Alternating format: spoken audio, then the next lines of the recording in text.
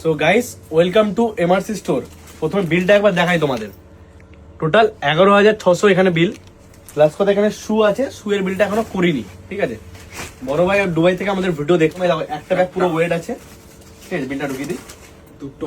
এটাও পুরো ওয়েট আছে, তিনটে। এখানে পুরো ফর্মাল সেট নিয়েছে, এখানে কিছু ডেনিম ট্র্যাক প্যান্টের সেট নিয়েছে, আর এখানে কিছু শার্টস নিয়েছে, ওখানে শু আছে, ঠিক আছে।